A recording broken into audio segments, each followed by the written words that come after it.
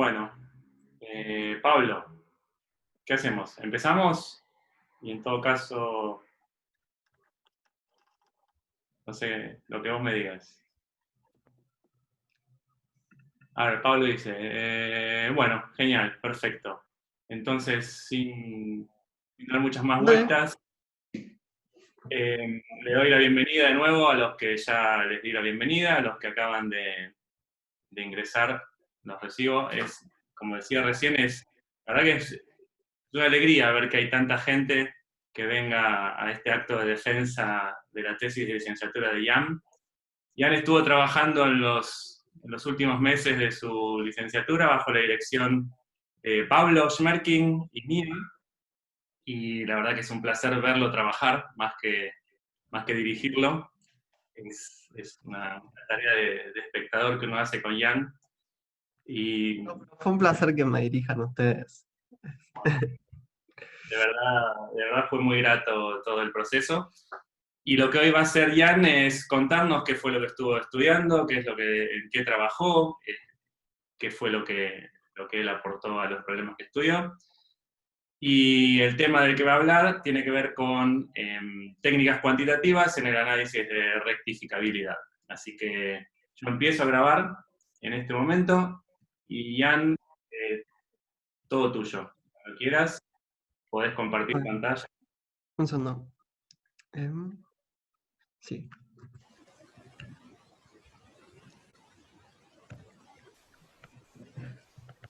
Bueno, la intención de hoy es poder hablar sobre los objetos con los que estuve trabajando en mi tesis. O sea, no quiero que sea, de ninguna manera vamos a intentar de que sea algo técnico.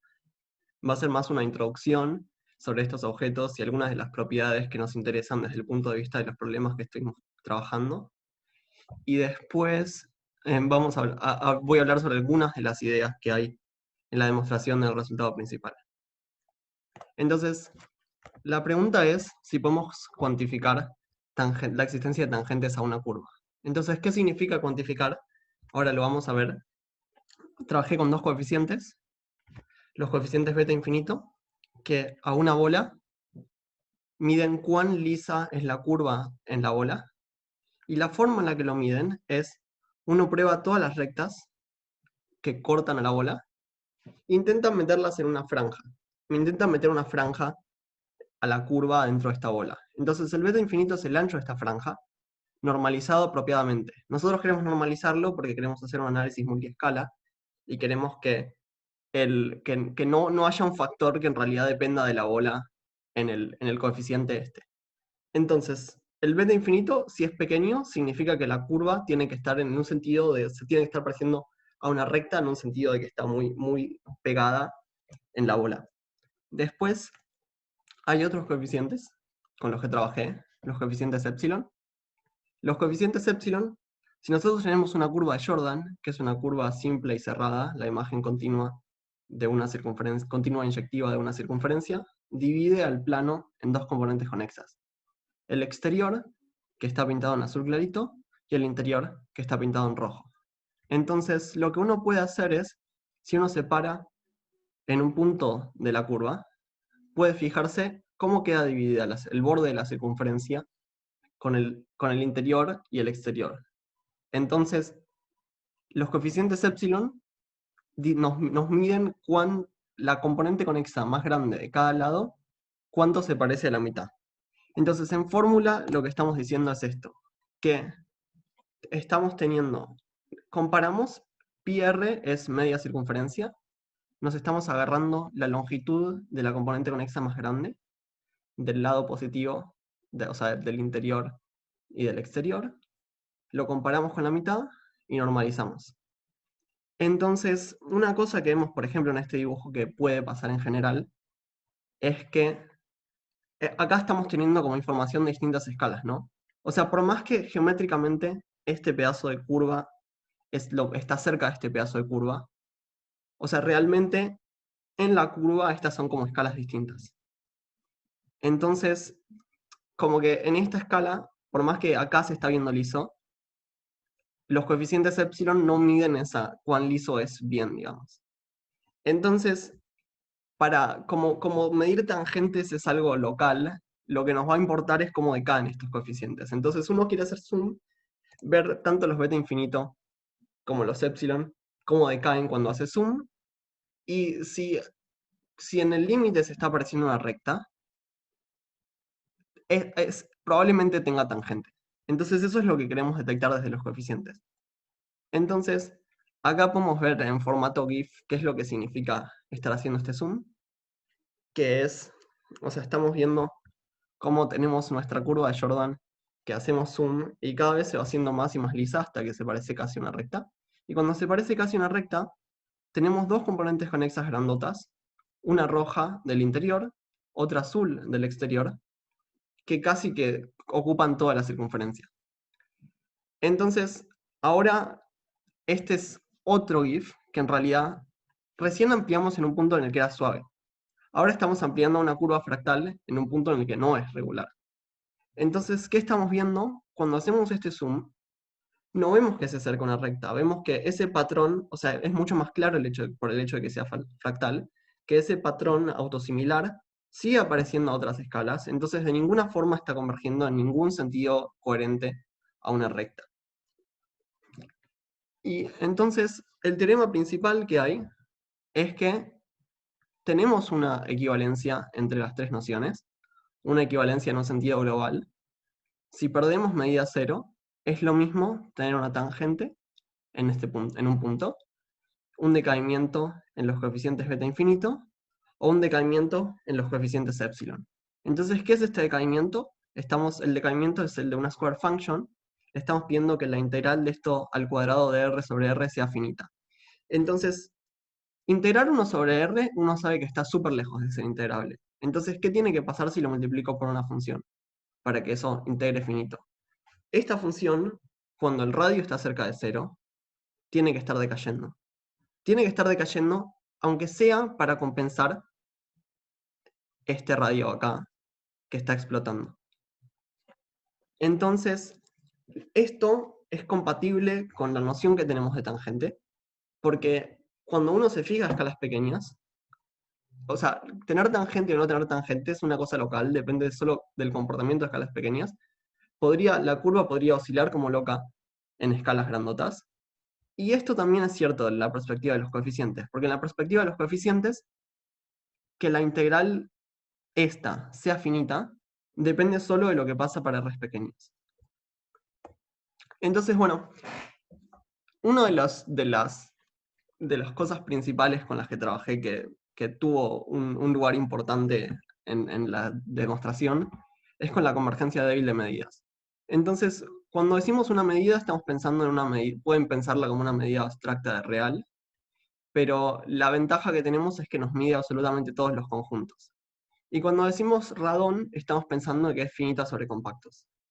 Entonces, la convergencia débil de medidas se define por que cuando uno la integra contra funciones continuas de soporte compacto, integrar contra estas medidas converge a la integral de la función contra la medida esta mu. Entonces, algunos ejemplos. Si uno tiene las medidas atómicas en R, las mu k son las delta de Dirac, que te dicen el conjunto mide 1 si tiene acá, mide 0 si no tiene acá.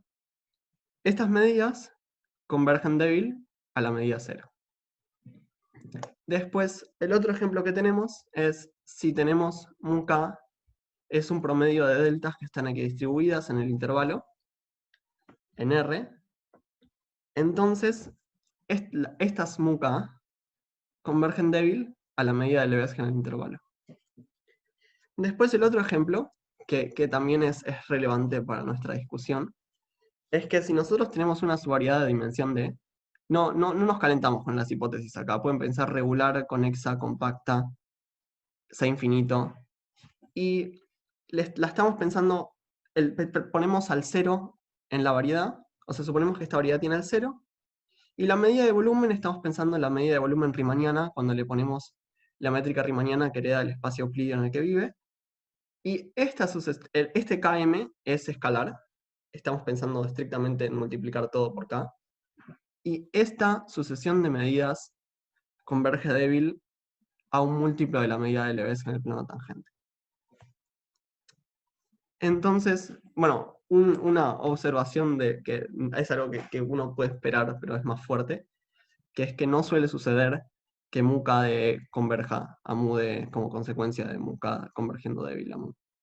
Y el ejemplo que tenemos de que no pasa esto, o sea, digo para todo conjunto, para muchos conjuntos esto va a pasar, pero el ejemplo que tenemos es que acá los irracionales en todo esto miden 0, pero por este lado le ves que le da full measure a los irracionales. O sea, miden 1, que es la medida que le asigna todo el espacio. Y como buena noción de convergencia tenemos un teorema de compacidad, que si tenemos que tiene una acotación uniforme, están equiacotadas, que depende del índice, o sea, que no depende del índice, que para un compacto la medida que le asignan al compacto está acotada. Entonces tenemos una sucesión convergente que converge a una medida de Radon, o converge débilmente. Después, los objetos más fundamentales en el área son las medidas de Hausdorff, que en algún sentido es una generalización de la medida de Lebesgue, que lo que uno hace, cuando uno tiene la medida de Lebesgue, uno la construye viendo cómo se adaptan las cajas para medir el conjunto de una forma analítica. O sea, cuando la medida, hablo de la medida exterior, que uno primero empieza asignándole a todo. Y acá es esencialmente lo mismo. Acá hay una normalización y estamos viendo cómo cubrimientos se adaptan para medir la forma del conjunto. Y el exponente este es un peso que hace que no sé, según el exponente, algunos son más adaptados para medir un conjunto y otros son más adaptados para medir otro tipo de conjuntos. Entonces, algunas propiedades que tenemos, la normalización esta nos hace que termine pasando que la de Hausdorff de exponente n en Rn sea la de Lebesgue. Después, la ventaja que tenemos de trabajar con HK para exponentes enteros es que cuando estamos en exponentes enteros, coincide con la medida de volumen de las variedades. Entonces eso está bueno porque la medida de volumen de las variedades es algo intrínseco. Necesitamos estar viviendo en la variedad para medir el volumen. Pero las medidas de Hausdorff miden en el espacio entero. Y después lo que tenemos es hay un exponente crítico que si nos fijamos si nos fijamos con un parámetro S menor a este exponente, estas nos dicen no lo ven a nuestro objeto porque es muy grande, y si nos fijamos con un parámetro mayor a nuestro exponente, no lo ven porque es muy chico. Entonces, este parámetro de acá, el parámetro crítico, es lo que uno llama la dimensión de Hausdorff. Y ahora vamos a ver unos ejemplos. El conjunto de Cantor tiene dimensión log2 sobre log3, que eso está estrictamente entre 0 y 1. O sea, los ejemplos interesantes para nosotros ahora son los que tienen dimensión no entera. O sea, un plano tiene dimensión entera de la dimensión del plano usual. También una variedad tiene la dimensión usual. Bueno, también este conjunto de Cantor presenta autosimilaridad. O sea, si uno lo mira a escalas más pequeñas, ve lo mismo. Que el conjunto de Cantor, recuerdo que se construye en cada intervalo, uno le saca el intervalo del que es el tercio del medio. Después, por otro lado, tenemos el copo de nieve de Van Gogh, que tiene dimensión entre 1 y 2, que la construcción es cada segmento liso lo cambiamos por una poligonal, que en todos los casos es una copia homotética puesta en el lugar correcto de la misma. Entonces eso es el límite en algún sentido que vamos a precisar después. O sea, el copo de nieve de Van Gogh es el límite de esta sucesión de pasos iterativos. Y después tenemos entre dimensión 2 y 3, tenemos al brócoli romanesco, en realidad el borde del brócoli romanesco. O sea, no puedo precisar la dimensión porque estos que se presentan naturalmente como brócolis no son todos exactamente iguales. Pero uno ve tanto en el brócoli, como en el copo de nieve de Van Gogh, como en el conjunto de Cantor que tienen esta autosimilaridad. Entonces, ahora vamos a hablar sobre la cuestión. Nosotros trabajamos con varias nociones de convergencia. Trabajamos con medidas y conjuntos, entonces necesitábamos tener una noción de convergencia de conjuntos. Entonces, si tenemos un conjunto cerrado, lo podemos pensar asociándole su función de distancia. O sea, la función de distancia está definida en todo Rn. Y este emparejamiento es un emparejamiento que está bueno por esta razón. Porque si nosotros vamos al lado de las funciones de distancia, si la sucesión de funciones de distancia converge uniformemente sobre compactos a una función, esa es la función de distancia de un conjunto cerrado. Entonces, esto es como la buena definición de ir de un lado al otro. De que si uno va y se olvida de los conjuntos cerrados y pasa a pensar en las funciones de distancia, uno tiene mucha información sobre los conjuntos y es mucho más fácil para trabajarlo en este sentido. Entonces, la convergencia en el sentido local de Hausdorff, decimos que una sucesión converge en sentido local de Hausdorff a un conjunto si sus funciones de distancia convergen uniformemente sobre compactos. Y sacarle el local es pedirle uniformemente. Entonces, si escucharon ya hablar de la convergencia de Hausdorff, esta es no en sentido local, sino que convergen uniformemente las funciones de distancia. Entonces, como toda buena noción de convergencia, tenemos una propiedad de compacidad, que si tenemos esta condición, que esta condición nos dice que no se nos están escapando todos los conjuntos al infinito, o lo que es lo mismo que tenemos una sucesión que está cerca de cero, entonces tenemos una sucesión convergente en el sentido local de Hausdorff, que converge a un cerrado no vacío. Y el local lo podemos añadir también por esta razón, porque cuando tenemos una sucesión de conjuntos es que está todos contenidos en un compacto grandote, es lo mismo pedir local que no local y que sea en el sentido de Hausdorff. Entonces, lo que pasa, que es lo que probablemente ya escucharon, que es mucho más común, es que la convergencia de Hausdorff es metrizable y muchas veces se suele presentar como con la métrica. O sea, la convergencia de Hausdorff, digo, no la local, sino que las funciones de distancia converjan uniformemente. Y la diferencia entre la convergencia local y la no local es esencialmente este escape de masa al infinito, que la convergencia local permite que, por ejemplo, la sucesión de conjuntos A sub J es 0 unión J, que tenemos un punto acá y otro acá. Cuando uno va y hace crecer J a infinito, el punto se nos está alejando. Si queremos, si queremos estudiarlo, las funciones de distancia no convergen uniformemente, porque sigue estando este punto, lo seguimos viendo este punto con la función de distancia, pero cuando nos restringimos a compactos, en finitos pasos, el punto este desapareció. Entonces eso es lo que distingue a la local de la no local. Entonces este es el dibujo de la distancia, que esencialmente lo que está diciendo es que si dos conjuntos tienen la distancia de Hausdorff pequeña, quiere decir que la forma se parece. O sea que si yo tengo un punto en un conjunto, está uniformemente cerca del otro conjunto para cualquier punto que elija. Lo mismo al revés, si yo tengo un punto en este otro conjunto, está uniformemente cerca de este conjunto para cualquier punto que elija acá. Entonces, Jordan no es la mejor clase, las curvas de Jordan no es la mejor clase en general, porque, o sea, se degeneran muy fácilmente, o sea, si uno se lo puede creer rápido de que con estas nociones de límites anteriores, uno puede conseguir que curvas de Jordan converjan algo que tenga interior no vacío, o sea, una curva de Jordan puede dar muchas vueltas sobre algo, entonces la estructura de curva de Jordan con estos límites anteriores se pierde rápido. Entonces, por eso uno introduce una clase de curvas o hipersuperficies que son el borde de un abierto cuantitativo. Entonces, ¿por qué digo abierto cuantitativo? Porque cumplen esta condición de ser abierto cuantitativo, que es que si nos agarramos cualquier punto de nuestra hipersuperficie, o de nuestra curva, en el caso de R2, nos fijamos una bola en cierto rango de escalas.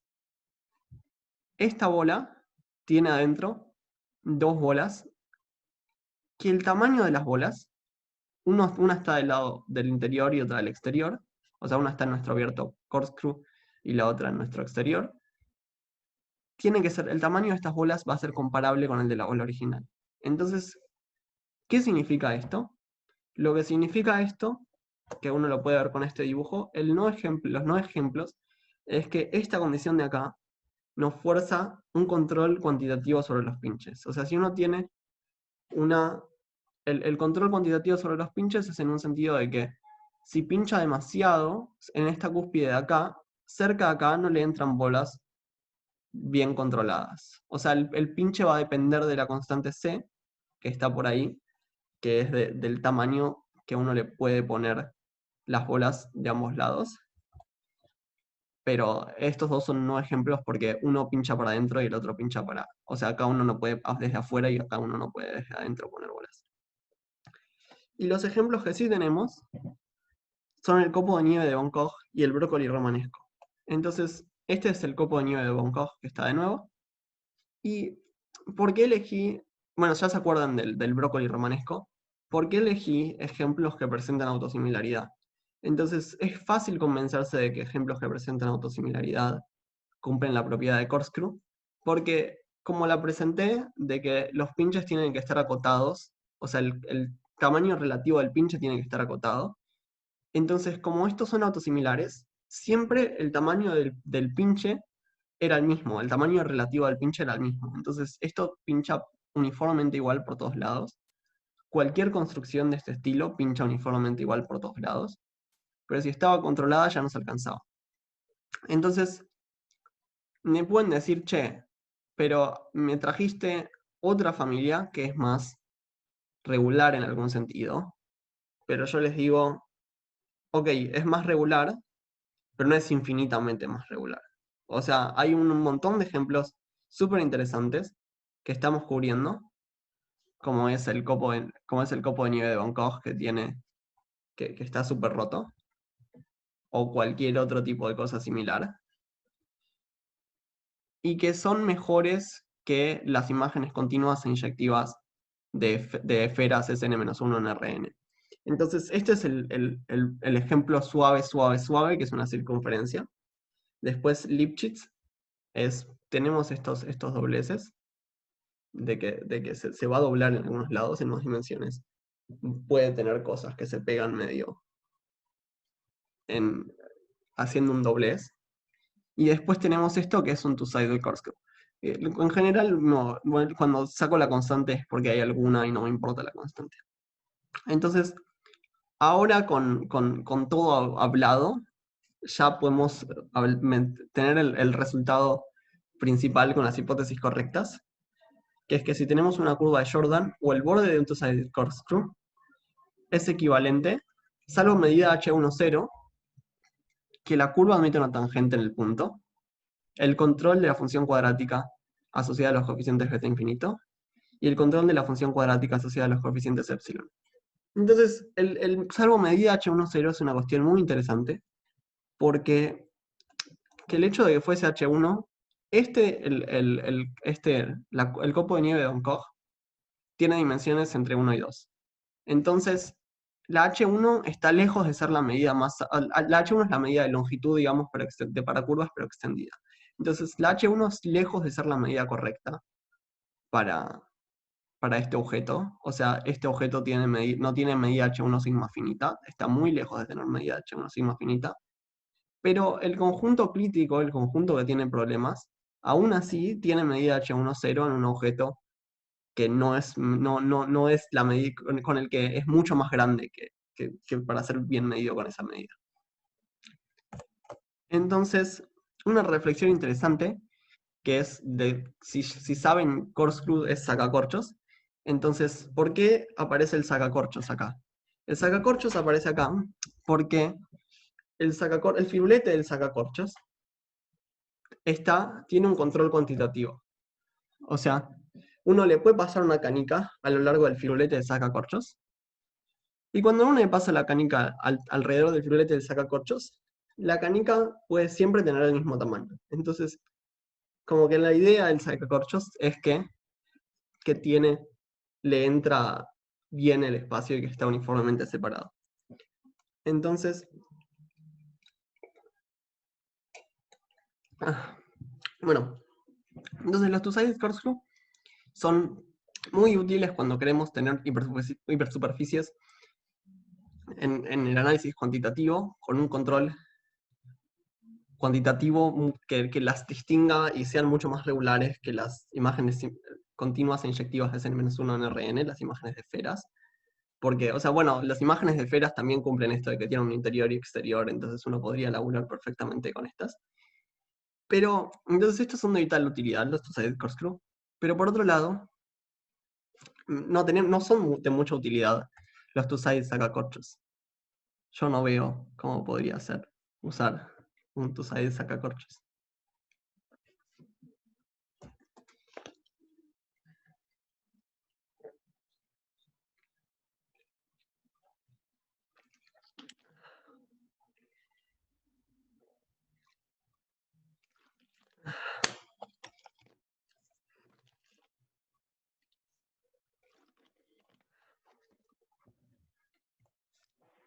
Entonces, volvemos. Algunas propiedades buenas de los two-sided corkscrew es que si tienen esta convergencia, que la convergencia es en sentido local de Hausdorff, o sea, clausura de interior va converge a un conjunto en sentido local de Hausdorff, el borde converge a un conjunto en el mismo sentido, y la clausura del exterior converge a un conjunto. Entonces, el límite tiene una estructura de two-sided y corkscrew. Y eso es lo que no pasa con las de Jordan, que son con las de Jordan o las imágenes continuas de esferas, que nos dan mucha ventaja para trabajar con estos que al momento de trabajar con Jordan. Igual, repito, el teorema es válido para Jordan. O sea, para curvas de Jordan, el teorema es válido. Las ideas que se aplican salen del tener bien hecho el análisis para tus two-sided corkscrew, que son más regulares. Y después también tenemos compacidad local, o sea, compacidad con la convergencia local de Hausdorff, que porque con las hipótesis de la compacidad local, o sea que no se nos escapaban, no se nos estaban escapando al infinito, podemos tener que convergen una subsucesión que converge a un corkscrew. Todo con la misma constante, digamos. Y acá la noción de convergencia es esto. Clausura de interior a clausura de interior, borde a borde, clausura exterior a clausura exterior. Entonces, ahora vamos a repasar un poco sobre tangentes. Entonces, en el caso usual, el suave, el regular, un tangente es, si tenemos una subvariedad C1, un tangente, sí, y esto es una parametrización de un entorno del punto P, con phi de 0 es P. Entonces, el plano tangente es el rango la imagen del diferencial en 0. Entonces, lo que pasa con las variedades es que tenemos una estructura geométrica adicional. Entonces, en general, si uno quiere ponerle un plano tangente a un conjunto, que sea simplemente un conjunto, uno tiene que estudiar conos, porque no tienen un conjunto así porque sí, no tiene una estructura geométrica adicional. Entonces, la condición de tangente a un conjunto es pedirle que si uno tiene conos que están como centrados en el complemento ortogonal, no se está metiendo el conjunto a escalas pequeñas adentro de esos conos. Entonces, la definición del cono que todos conocemos sería esta, que tenemos un punto, una dirección, que es la dirección del plano que queremos proponer como plano tangente, y una apertura el S es una apertura, que en realidad es como la apertura en el complemento ortogonal, digamos. Entonces, un conjunto admite un plano tangente de dimensión de n si para toda apertura tenemos un radio que el conjunto en la bola de ese radio no se está metiendo en el cono problemático, que en el cono problemático, que es el de acá, lo está alejando. O sea, si se mete mucho en este cono, las direcciones acá estarían muy alejadas de las direcciones del plano tangente. Entonces, y ahora un conjunto es rectificable, que no podía no introducir la rectificabilidad si es el objeto principal del trabajo en algún sentido. Y un conjunto es rectificable si está contenido en una en una unión numerable de imágenes de funciones Lipschitz, pero podemos perder un conjunto de medida cero. Entonces, ¿por qué unión numerable? Una razón por la que tiene sentido es que si tenemos una subsucesión de conjuntos rectificables que convergen en medida de un conjunto, este conjunto es rectificable. Entonces, ahora motivo un poco la cuestión de rectificabilidad. O sea, la cuestión de rectificabilidad es puramente geométrica, digamos, y en algún sentido generaliza las variedades C1. Y ahora hay dos teoremas que nos dan luz a una cuestión que en realidad vienen también del lado analítico. Seguro recordarán que el, el teorema de densidad de análisis real, de que si uno tiene un conjunto, y si uno se fija en un punto, y se fija bolas centradas en ese punto, y la medida de las bolas centradas en ese punto, y después divide por la medida de la bola, y hace el radio tender a cero, esas densidades convergen a 1 si el punto está en el conjunto, para casi todo punto en el conjunto, y convergen a 0 si el punto está fuera del conjunto, para casi todo punto en el conjunto. Entonces una pregunta natural es, si tomásemos promedios de la misma forma, ¿tenemos este comportamiento? O sea, si para casi todo punto respecto a una medida de radón mucho más general, tenemos que estos promedios convergen. ¿Qué podemos decir? Entonces, el primer resultado es que el exponente tiene que ser un entero. Que, de nuevo, eso es algo sorprendente, porque podrían existir otros objetos, digamos. Después, bueno, también unos objetos que sabemos que lo cumplen con exponentes enteros es Lebesgue sobre plano, digamos. Y si estamos en exponente entero y tenemos una medida de radón que cumple esto, que los promedios de estos convergen, entonces, que ahí aparece la rectificabilidad, tenemos un conjunto rectificable que se agarró toda la medida. O sea, la medida del complemento es 0. Y más aún, la medida es absolutamente continua con respecto a la de Hausdorff. Entonces, acá la absoluta continuidad lo que nos da de bueno es que por Radon-Nikodym lo que estamos teniendo al final es que estamos integrando una función no negativa a lo largo del rectificable. Eso es lo que es esta medida de acá. Pero, y eso lo que uno puede ver es que al final del día, estos ejemplos de rectificables de esto, los únicos ejemplos que están son esencialmente Lebesgue, digamos. O sea, los rectificables no están lejos de ser Lebesgue sobre un plano. Entonces, bueno, traje esto porque es como ilustra cómo uno prueba rectificabilidad en general. Entonces, si tenemos un plano, un conjunto que tiene un control uniforme respecto de cómo se meten los conos, o sea, para cada punto del conjunto y un radio, que el radio está fijo, sabemos que si nos fijamos en una bola, no se meten conos problemáticos de la apertura, de una apertura fija y una dirección fija, a lo largo de todo el conjunto. Entonces, eso implica que el conjunto es rectificable. Entonces, para demostrar esto, suponemos que el diámetro es menor a R, o sea, si no, o sea, lo cortamos en pedazos en los que sean menores a R, vamos a tener como muchos numerables.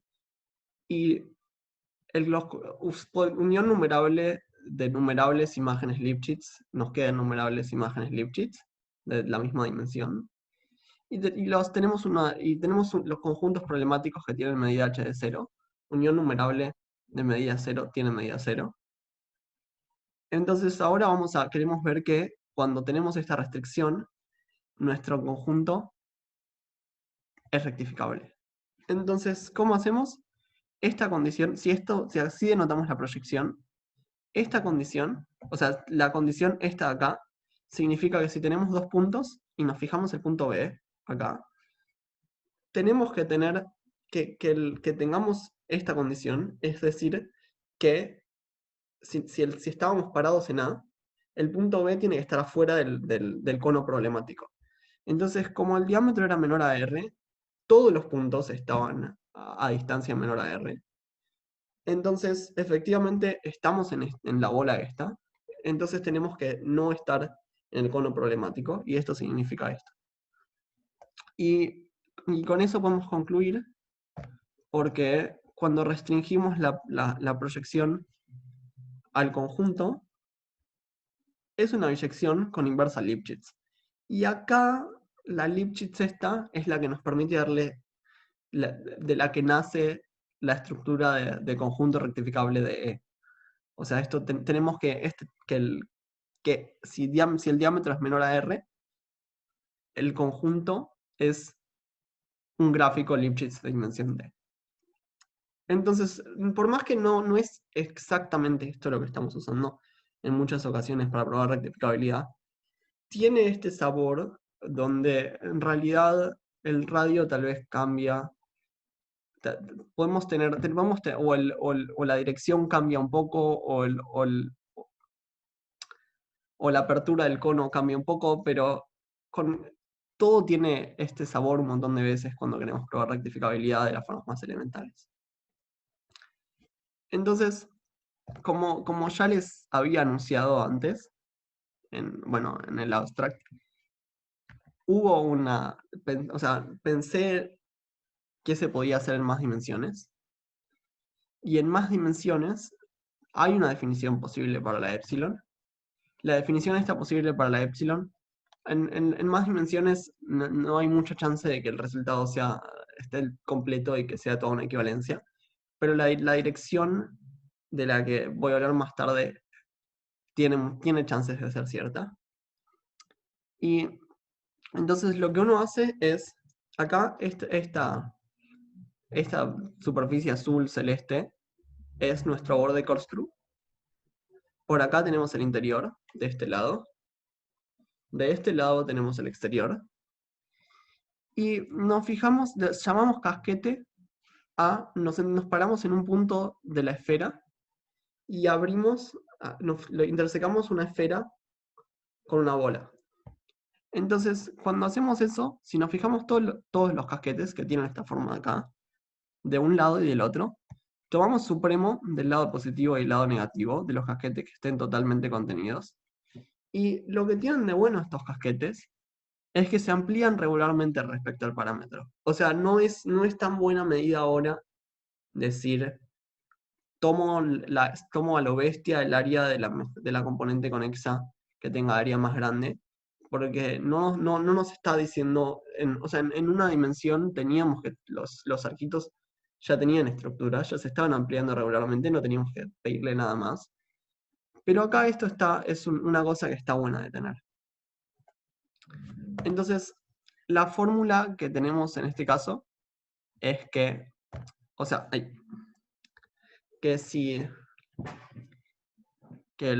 la epsilon la podemos definir como agarramos, nos fijamos las cantidades que escribí, o sea, el mejor casquete de cada uno de cada uno de los lados.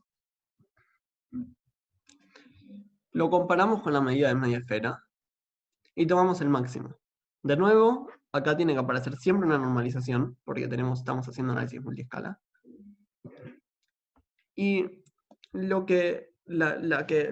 implicación que vamos a discutir, sobre la que pasé algunas de las cosas que ya eran ciertas en dimensión 2, para que sean ciertas en dimensión n con n mayor o igual a 3, es que tener el control tener el control de square function para los coeficientes epsilon implica, x está en la hipersuperficie corkscrew, implica que existe una tangente en x. O sea, salvo medida h en -1, 0, obvio. Entonces, los epsilon por ciertos motivos no son lo mejor. O sea, los beta infinitos son muchísimo mejores. O sea, los beta infinitos son estables con la convergencia de Hausdorff. O sea, si uno tiene una sucesión que converge en sentido local de Hausdorff, uno puede estimar betas infinitos teniendo estimaciones de los betas infinitos para la sucesión. Eso no pasa de una con los epsilon. Entonces, una forma de introducir unos coeficientes un poco mejores, que de hecho, si uno los eleva al cuadrado, queda una función analítica real, digo, fijando el radio y cambiando el punto. Entonces, estos coeficientes, lo que hacemos es, lo que termina pasando, este 1 sobre r a la n es una normalización. Y no es algo que haga problema, porque, o sea, si uno hace un cambio de variables, como que se lo come esta integral. O sea, que realmente viene como parte de esta integral. Y si uno integra polares, uno ve que pasa esto, que en realidad un control de la función cuadrática asociada a la epsilon implica un control de la función cuadrática asociada a estos coeficientes. ¿Por qué? Porque estamos usando algo más débil. Nosotros estamos con tener buen control. La epsilon dice cuán lejos están dos componentes grandotas de ser media esfera, o sea, en ambos casos. Y lo que estamos usando acá para tener este control es solo que la medida del lado positivo y del lado negativo se parezcan, salvo un error de epsilon. Entonces, bueno, el lema principal 1 que tenemos, que este sí es esto es lo que logré pasar a Rn, es que si tenemos una medida soportada en la hipersuperficie, es una hipersuperficie corkscrew, tenemos una bola centrada en la hipersuperficie que tiene densidad menos tita, y tenemos una control de regularidad, o sea, decimos que la medida de la bola XR para cualquier punto X y para cualquier radio R, es como mucho R a la n-1. Entonces, dado epsilon mayor a 0, existe delta mayor a 0, tal que este control implica una cuota en los beta infinitos. Entonces, ¿qué significa todo esto? Nosotros, los beta infinitos son muchísimo mejores de trabajar. Entonces, lo que queremos es tener un control de beta infinito que nazca por acotaciones que venían en realidad, en este caso venían de la función cuadrática asociada a la epsilon, y en este caso venían de la función cuadrática asociada a estos coeficientes, pero estos coeficientes en realidad no están tan lejos de ser los epsilon, digamos, en algún sentido. Entonces, si el delta, lo que estamos diciendo es si el delta es lo suficientemente pequeño, o sea, este control en 7 veces la bola es lo suficientemente fino, entonces el beta infinito es pequeño con nuestra cota de epsilon fijada antes.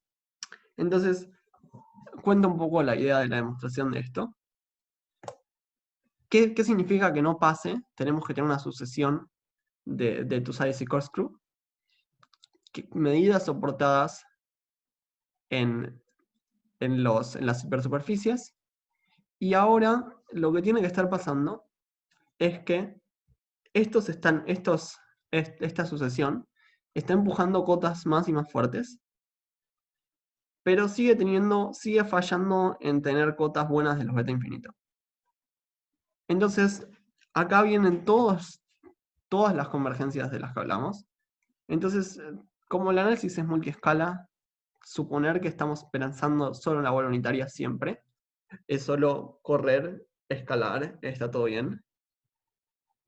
Y si tenemos con argumentos de compacidad, podemos conseguir que la sucesión esta de Toussaint-Corkscrew en realidad no necesariamente es esa sucesión, sino posiblemente una subsucesión que hacemos abuso de notación y no le ponemos el subíndice correcto. Convergen con la convergencia de Corkscrew. O sea, de nuevo, clausura interior a clausura interior, borde a borde, clausura exterior a clausura exterior. También podemos conseguir que la sucesión de medidas converja débil a una medida. Y por una cuestión de regularidad va a terminar pasando que la medida va a estar soportada en la hipersuperficie límite. Y además podemos conseguir que las características de los corkscrew converjan débil estrella a una función en el infinito, o sea, converjan débil estrella en el infinito, a una función que esta función no es exactamente la característica del límite, pero, o sea, del abierto corkscrew límite, pero es casi la característica. Entonces, lo que está pasando es... Hay dos cosas que están jugando acá. Tenemos este control, el de los epsilon j, que los epsilon j están asociados a los gamma j. Este control de las funciones cuadráticas, que el control de las funciones cuadráticas se traduce en un control de flatness súper estricto, o sea que van a existir hemisferas complementarias. O sea, hemisferas complementarias, digo, en el límite, realmente las esferas se parten en dos hemisferas. O sea, hemisfera me refiero a cortas con el plano a una esfera y tenés, o sea, no, y la descomposición no es estricta, o sea, el corte está de ambos lados. Y lo que pasa es que si clausuras el interior corkscrew y clausuras el exterior corkscrew, uno está de un lado y el otro está del otro. Entonces, y eso es una flatness muy estricta, porque estamos diciendo que nuestro control de epsilon le estaba midiendo que hubiese parches grandes. Acá tenemos todo, es fuertísimo. Y después, por otro lado, tenemos smoothness. O sea, además de flatness, tenemos smoothness. Y la smoothness que tenemos también va a ser en un sentido muy estricto. O sea, de estos coeficientes alfa j más, sale un coeficiente nuevo que es alfa 0 más, que va a ser como un límite de estos coeficientes. Y, o sea, lo que termina pasando es que el control para los puntos que estaban en el soporte y en 7 veces la bola era tan fuerte que estos se terminaban anulando para todo radio en el soporte. Entonces, ¿qué pasa? Lo que pasa es que si tenemos esta función de acá, con una sucesión de escalas que decae, estos son constantes, que no tienen, no solo están puestas para que esté esto bien definido y que por temas de convergencia no hay nada más loco que eso. Y si tenemos el conjunto que es los que se anulan con esto, como estamos tomando el cuadrado, significa que esto es positivo, todos estos se tienen que estar anulando. Esto es una variedad analítica real.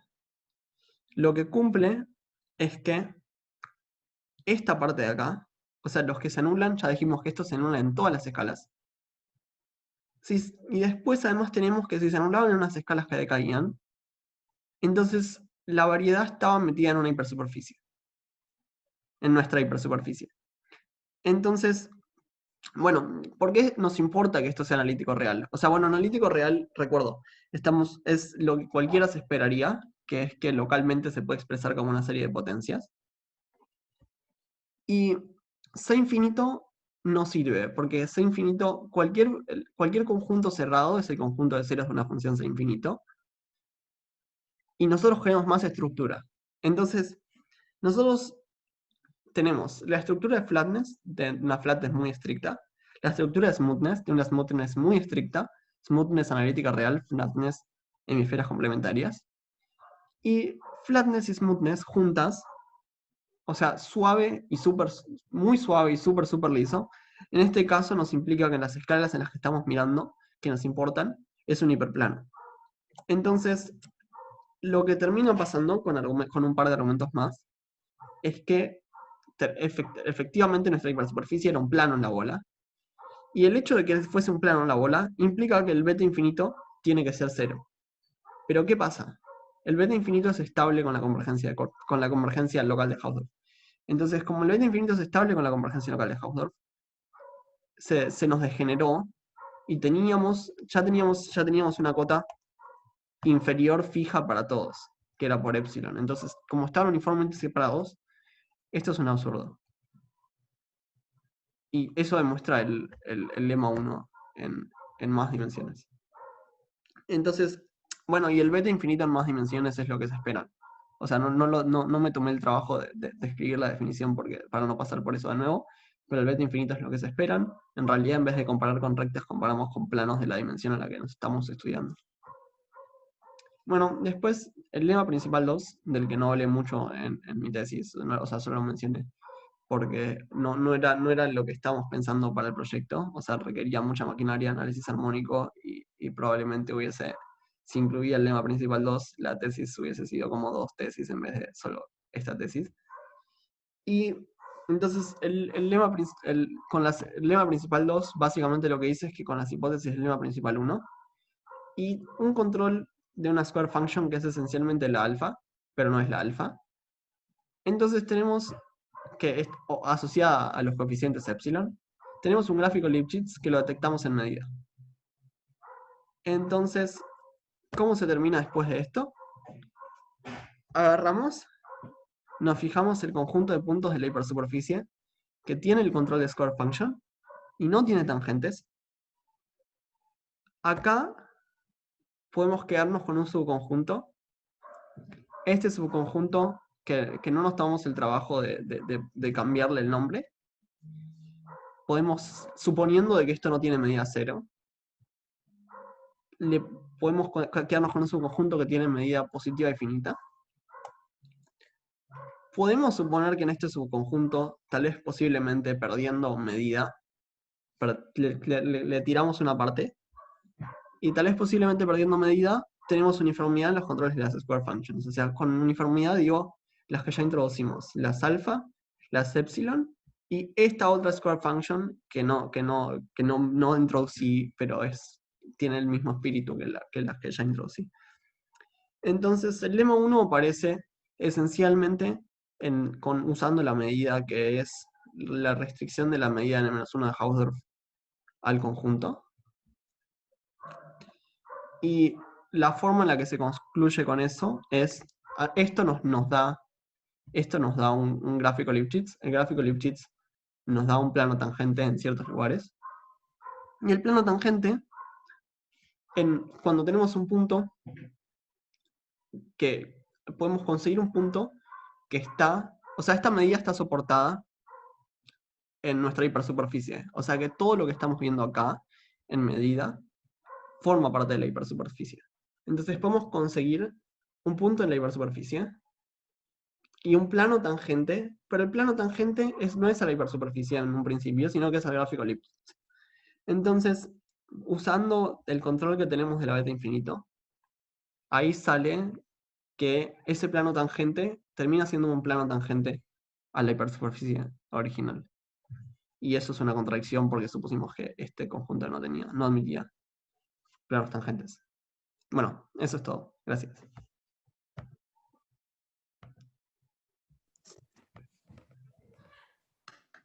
Pueden quitar el...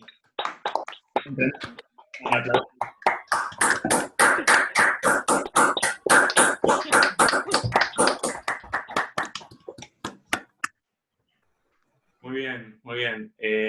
Antes de cederle la palabra al jurado, que te va a felicitar seguramente, quiero ganarles de mano y felicitarte yo, Ian, por el gran trabajo. Así que no quería dejar pasar la oportunidad. Ahora sí, Julián o Guillermo, quien quiera empezar con los comentarios o las preguntas, son bienvenidas. Quizás, Ian, tendrías que dejar de compartir pantalla. Ah, dale. Ahí está, sí. Bueno, No sé, Julián, vos. ¿No? ¿O querés que empiece yo? Dale, empezá vos. Bueno, yo en realidad casi no te digo que muchas preguntas de la tesis no tengo, solo quería decirte varias palabras de elogio. Primero, bueno, felicitarte mucho. Tuve el placer de conocerte desde que entraste a la facultad. Siempre me pareció muy impresionante tu gusto por la matemática en un sentido amplio, tu inquietud, tu autodeterminación, tu voluntad para buscar de tu capacidad autodidacta, que siempre me pareció muy, muy impresionante, con haber hecho toda la carrera prácticamente solo, yendo a poquitas clases seleccionadas, y en la profundidad que conseguís con los temas. Realmente es algo muy, muy poco común, que se ve en muy pocos casos, y yo estoy esperando un futuro espectacular para vos y seguro que vamos a tener muchas noticias muy buenas de tu parte. Espero que nos sigas teniendo en algún lugar de tu corazón, acá a Buenos Aires Sí, y a la U. siempre. Sé que ahora estás a punto de viajar, a hacer tu doctorado, una nueva experiencia muy importante y bueno, cada vez que regreses, no pierdas la oportunidad de pasar a visitar. En cuanto al trabajo de tesis puntual, me parece que es un trabajo realmente, yo quedé impresionado, muy impresionado, por la profundidad, la dificultad técnica que tiene, la cantidad de temas diferentes que abarcás. Estás trabajando en un tema, yo lo conozco por la dificultad que tiene, el tema de geométrica de medida, no es un tema fácil, es un tema muy complejo, y realmente tenés a tu cortísima edad y poco tiempo de entrenamiento matemático, tenés un entendimiento de las herramientas que para mí es totalmente sorprendente. Así que, bueno, yo quiero felicitarte. Que te diga, no sé si no quiero decir la mejor tesis de licenciatura que leí, pero porque no sé, por ahí se me olvida de otra, pero está por ahí. Así que, bueno, no, felicitarte y desearte lo mejor, Ian. Gracias.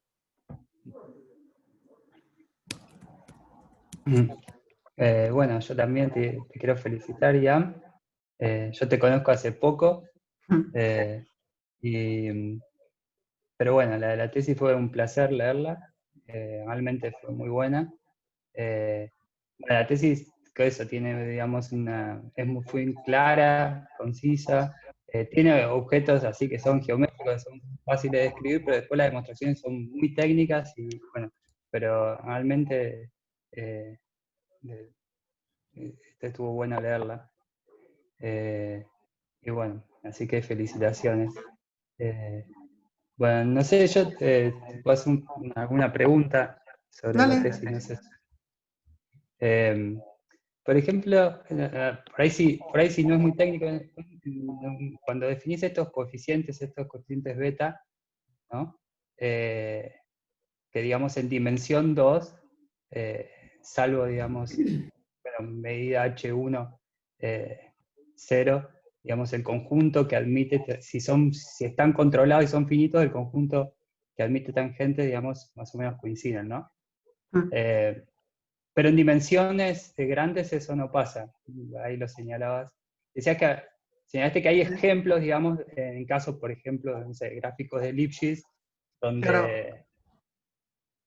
donde ahí no funciona esto. No sé si son muy técnicos, si podés comentar No, algo. o sea, no tengo súper idea precisa, pero lo que sí sabía era que, o sea, en la cita que puse ahí, lo que pasa es que, o sea, bueno, ahora el traveling salesman en realidad no aparece exactamente la función cuadrática del beta infinito tipo integral, sino que es una versión discreta. Sí. Pero lo que sí en un paper de hace poco, de Assam y alguien más, pero no me acuerdo, lo que mostraba, o sea, en realidad no era de ellos, era de otra persona, pero mostraban que un ejemplo en el que no andaba Analyst Traveling Salesman en la dirección que nos interesa, Claro. y en realidad, o sea, a mí me dio la sensación, o sea, yo lo leí y me dio la sensación de que lo que terminaba pasando, o sea, tal vez es errada, pero me dio la sensación de que había con el beta infinito como que a veces había una suerte de normalización que por algunas razones no funciona bien en más dimensiones. O sea, en el caso, en el ejemplo, o sea, había ciertas escalas, tenían, o sea, ciertos exponentes que hacían que algo explotase.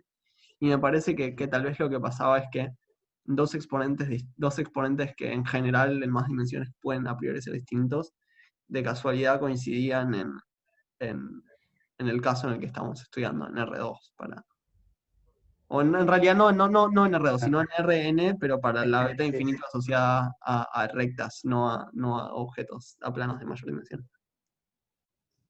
ok. Bien. La otra cosa que vi es, bueno, también te iba a preguntar algo sobre el lema principal 2, ¿no? En más dimensiones. O sea, que es cierto en dimensión 2, pero que bueno, pero ya le comentaste algo ahí en la Sí, no, o tesis, sea, en haciendo realidad la charla. justo eso es como que preferimos, o sea, que no fuese una parte de lo que abarque en mi tesis ahora, porque, o sea, por el tema de que de que requería mucha maquinaria de análisis armónico y que o sea, era imposible hablar de las dos cosas juntas porque eso era para un volumen mucho mayor. Pero igual, o sea, de todas formas, probablemente si me preguntás dentro de unos meses tenga mayor idea, porque algunas cosas voy a hablar de Uniform Rectifiability pronto, y eso está muy, muy relacionado. Y una última cosa, es, por ejemplo, simplemente hablando en dimensión 2, ¿no? Pero, por ejemplo, si pasás de R2 a superficies riemannianas, ¿no? Okay. O sea, ahí en superficies riemannianas, o sea, una superficie con una métrica, ¿está bien? No necesariamente metida en R2, ¿no?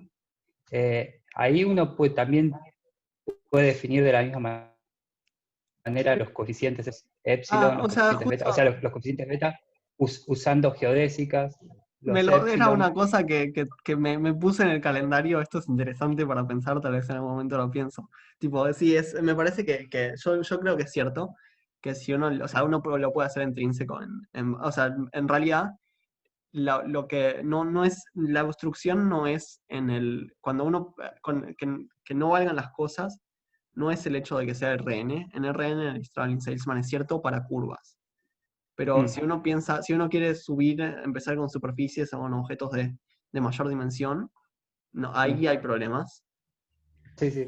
Que de hecho creo que también tiene que ver con que de eso no sé igual, pero en unos meses probablemente sí. Que, o sea, si uno tiene un control más fuerte de los beta infinito, en realidad o con variantes beta p, de las que uno a veces se puede concluir Uniform Rectifiability, que es más fuerte que Rectifiability.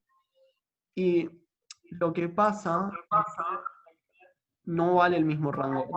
Hay un rango restringido de P's para los que tener acotaciones es cierto. Entonces, justo esa es una razón por la que también yo pienso que puede alguna cosa fallar en algún lado, porque no sé exactamente dónde, porque no es algo en lo que me haya metido todavía, pero sí sé que incluso acotaciones mucho más fuertes en beta P, que son mucho más fuertes que un score function, que no implican, hay problemas con eso. Ok. Pero sí, yo creo que para una variedad riemanniana, si definís los beta infinito mirando cómo se parecen a geodésicas, A geodésicas, claro.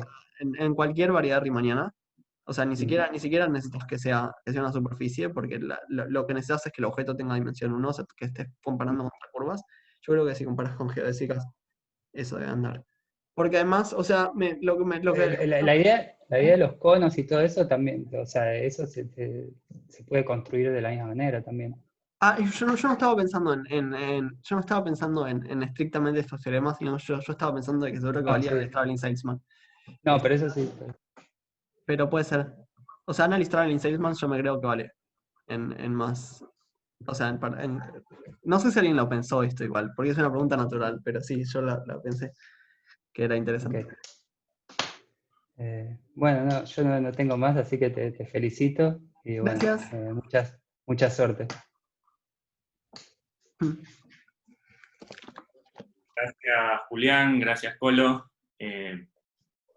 Un placer haberlos tenido ustedes de evaluadores de esta cosa. Así que nuestro agradecimiento. No sé si Pablo, estás por ahí, querés comentar algo. Te veo ahí. Pablo. Hola, ¿me escuchan ahora? Sí, ahora sí. Cambié de compu en el medio, así que bueno, por suerte esta funciona. Bueno, Ian, felicitaciones, espectacular la presentación. La tesis yo sabía que era espectacular, la presentación también estuvo muy buena. Ahora entendí algunas cosas con la presentación. Quería comentar, porque creo que ya no lo dijo, pero el teorema que presentó en el plano era una conjetura de Carleson, uno de los grandes analistas del siglo XX, una conjetura de la década del 60, que fue resuelta hace unos meses en un paper, como habrán visto, muy pesado, de creo que 60 y pico de páginas. Sí, algo así. 60 y pico de páginas basadas en un montón de tanques anteriores aparte, no 65 páginas autocontenidas.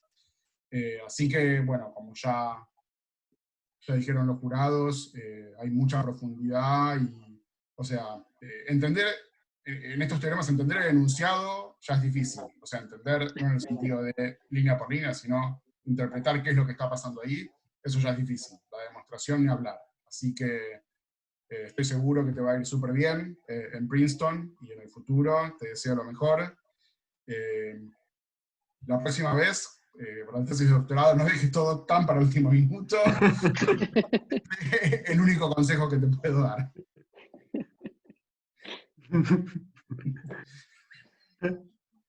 Muy bien. Gracias. Gracias, Pablo. Hemos dirigido a la distancia, esta es una experiencia muy nueva, pero por suerte yo creo que Ian digamos, fue el alumno ideal para codirigir a distancia porque es, como lo dijo Julián, es extremadamente autónomo y autodidacta y creativo, y da muy poco trabajo dirigir a un alumno con esas características. Y déjame a mí enfatizar una cosita más, que Ian lo dijo, él pudo extender en uno de los resultados parciales del caso que fue probado en el paper de Tolsa, que valía en el plano, y muchas veces las generalizaciones son técnicas y uno sabe exactamente qué tiene que poner para pasar de n igual 2 a n más grande que 2, y uno se empeña en vencer el obstáculo técnico. Yo quiero enfatizar que acá hay una componente creativa en la que uno tiene que decidir qué es lo que tiene que probar, cuál es el objeto adecuado, que es el que permite dar el salto a dimensiones superiores. Y ese es un aporte interesante que hizo Ian en su tesis, que es tomar una decisión al respecto, creativa, y después enfrentar las dificultades técnicas de haber tomado esa decisión. O sea, que hay un doble mérito. Yo quiero rescatarlo. Muchas veces los autores de estos improvements son extremadamente modestos y no lo mencionan, entonces yo me ocupo de dar el mérito que tuvo el trabajo de Ian. Así que vuelvo a felicitarlo una vez más. Y por supuesto, invito a cualquiera de los presentes que quiera dirigirse a Ian para felicitarlo o comentar lo que no tiene más que abrir su micrófono y hablar. Así que todos los Gracias por las palabras.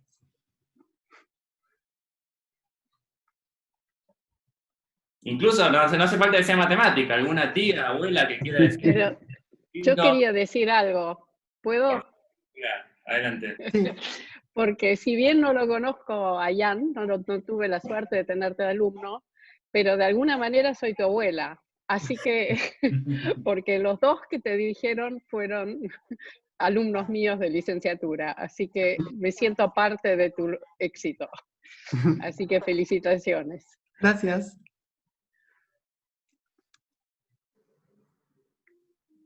Bueno, habrá que hacer el acta con alguna calificación para esta tesis, ¿no? Pueden pensar si lo van a aprobar. Exactamente. ¿Cómo es la parte burocrática, Ezequiel? ¿Cómo se llena el acta? El acta ya está creada y estamos asignados, Nicolo, vos y yo, así que ahora en algún momento pondré una nota, después de pensarlo detalladamente, pondremos la calificación y se envía. Supongo que ahora le pregunto a las secretarias o a Sandra si hay que firmarla y escanearla o si basta con enviarla en PDF. Pero en principio la parte esa está resuelta. Bárbaro, bárbaro. Bien. Bueno, felicitaciones de vuelta, Ian. Muy buen viaje, mucha suerte en Princeton. Gracias. Felicitaciones, Ian. Ian, aquí te conozco desde álgebra lineal, o sea, hace 2 años. Bueno, mucha suerte en Princeton y no te olvides de Argentina, como dijo Julián. Muchas gracias. Así que bueno, eso. Bueno. Ian, te felicito por tus Felicitaciones, Ian. Espero que te vaya bien. Ay, perdón. Gracias. Ian, te felicito y sabes que te quiero un montón. Sí. Y buen viaje, éxitos. Gracias. Ya está.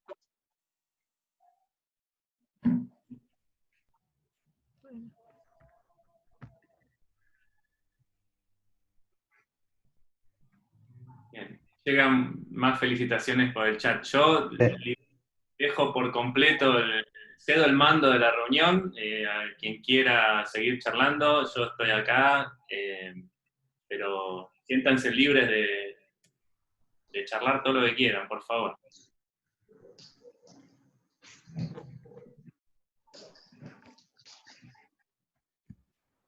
Qué convocatoria aparte, Ian, ¿eh? Sí. 80 personas, impresionante. Pocas charlas tan numerosas. Sí, sí, sí.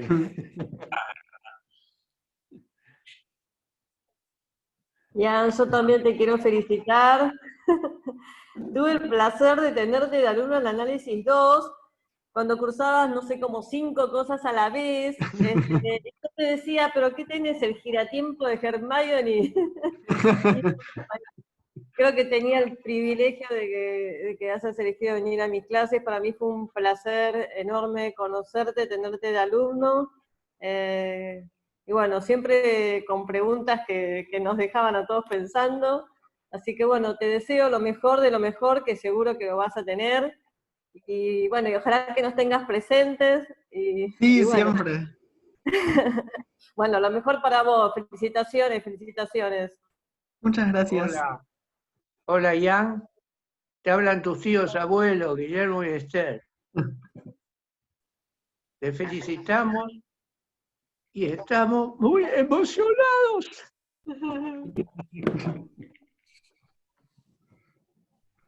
Gracias.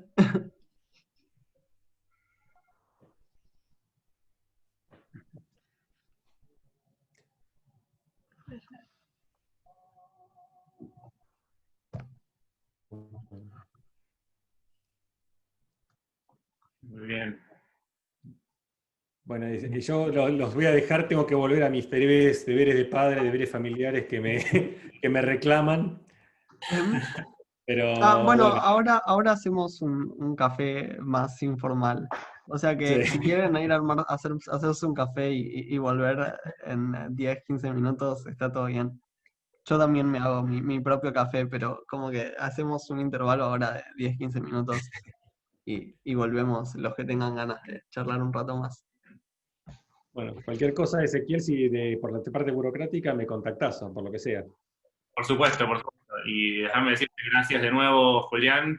Fue todo un poco así a las apuradas, pero y sé que es un esfuerzo para ustedes haber aceptado, haber dicho que sí. Así que de verdad se los agradezco mucho a vos y al Colo por haber evaluado la tesis. Gracias. Gracias, Ezequiel, gracias por haberme dado la tesis. Si no, no lo hubiera leído, mira. Así que me sirvió. Bueno, gracias. De vuelta, felicitaciones. Gracias. Julián. Hasta luego.